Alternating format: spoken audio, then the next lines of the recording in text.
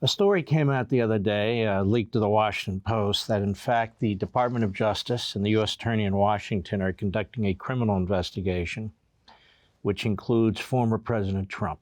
Let's take a look from the top now at how this was handled on the Morning Schmo show on MSNBC. Go. I want to begin with the latest in the Justice Department investigation into efforts to overturn the 2020 election. 4 people familiar with the matter telling the Washington Post federal prosecutors now have turned their attention to former President Donald Trump. 2 sources telling the Post in recent days, 2 top aides to former Vice President Mike Pence. Okay, by the way, these sources are leaks from the U.S. Attorney's Office and the Department of Justice. It's that simple. And it's a crime to be leaking about things going on in a grand jury or the fact of a criminal investigation. So crimes are being committed in the name of protecting the Constitution. Go ahead. Asked before a grand jury about their conversations with Trump, his lawyers, and others in his inner circle who took part in the scheme to replace certified Biden electors with a slate of the former president's allies. Not a scheme to replace Biden electors. It is a second pool of electors. Congress makes the final decision. All Congress has to do is say, no, we're not going to count them. It can't be a scheme to overthrow or overturn the election results, since the results have not been formalized. I'm not dancing on the head of a pin. I'm telling you how the way it's supposed to work. Go ahead. According to the Post, prosecutors have asked hours of detailed questions about meetings Trump led in December 2020 and January 2021, his pressure campaign on Pence to overturn the election, and what instructions Trump gave his lawyers and advisors about fake electors and sending electors back. How can there be a pressure campaign to overturn the election? What does that mean? What does that mean exactly? To not accept the electors that have been sent? There's no pressure campaign to overturn the election. Pence makes a decision about whether to accept them or not. People say he didn't even have that kind of authority. Well, you're going to charge the former president of the United States if you can't even tell us what authorities Pence had or didn't have? Maybe if Pence had absolutely no authority to do anything other than count them, and that's not what the Constitution says. The Constitution is silent on it. That's not even what the federal law says that was passed in the 1880s. You're going to charge Donald Trump with trying to interfere with the results of the election? There are no actual formal results of the election over again. Otherwise, why send the list of electors from every state to Congress? Congress has to accept them or not accept them. That's how presidents are actually chosen. Go. Back to the states.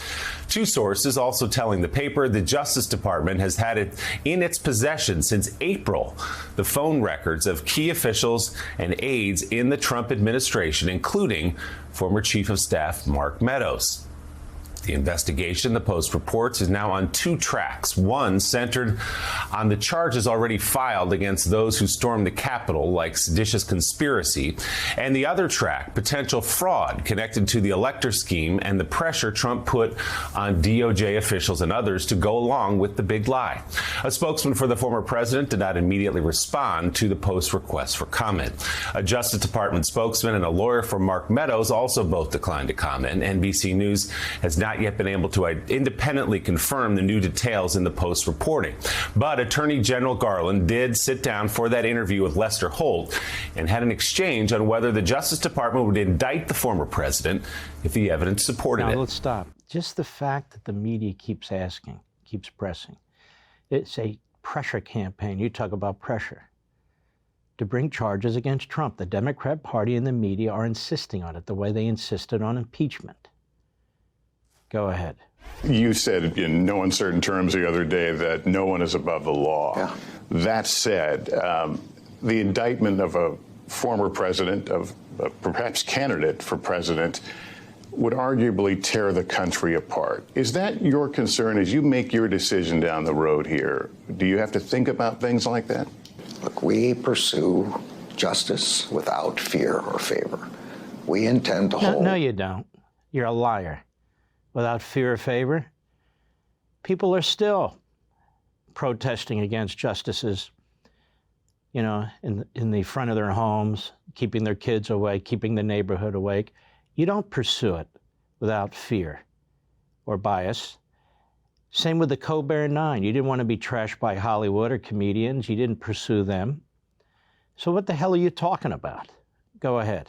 Everyone, anyone who was criminally responsible for the events surrounding January 6th, for any attempt to interfere with the lawful transfer of power from one administration to another, accountable. That's what we do. We don't pay any attention to other issues with respect to that. So if Donald Trump were to become a candidate for president again, that would not change your schedule or how now, you... his answer to that should have been, I'm not commenting any further. But that's not what he says. Go ahead. Move forward or don't move forward? Say again that we will hold accountable anyone who was criminally responsible for attempting to interfere with the transfer, legitimate, lawful transfer of power from one administration to the next. No, you won't. The hell do you think the whole Russia collusion BS was about? What do you think the use of the senior level of the FBI and the FISA court was all about? What do you think the effort by Jim Comey to visit with Trump at Trump Tower and basically threaten him with a phony document was all about? And we can go on and on and on, folks. Wasn't that about interfering with the civil and lawful transfer of power? Of course it was. And the ongoing coup against Donald Trump, one effort after another after another. They didn't criminalize any of that. I mean, we do have a special counsel who's still running around, but it's not the full power of the Department of Justice, is it? No. So anybody interfering with the transfer of power from one administration to the other, if you were involved in the lawful process permitted by the Constitution, whether they like it or not, or the media like it or not, or anybody likes it or not, that is not obstruction, and it is not a crime, and it's not conspiracy to interfere with anything. For the third time during this program, let me underscore the point. Not until the electors are voted on and accepted by the Congress of the United States on the designated date, January 6th, is the election over. Are the president and the vice president chosen? That's why Democrats in 2000, in 2004, and 2016 objected to the counting of certain electors because they wanted to overturn the counting of those electors from those states and change the outcome of the election, because the election wasn't over. It's not over till it's over. Go ahead. We know that the Justice Department is now squarely focused on Trump, along with his top allies who were involved with some of these plans, including, as I did not mention previously, but this fake slate of electors plan. Not a fake slate of electors. The language means something.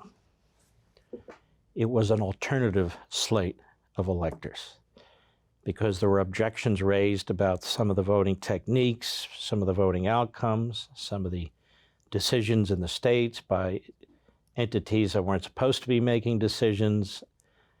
I have no idea what actually took place, but I can see just by looking back that they were saying, okay, let's put an alternative slate of electors up and let Congress decide.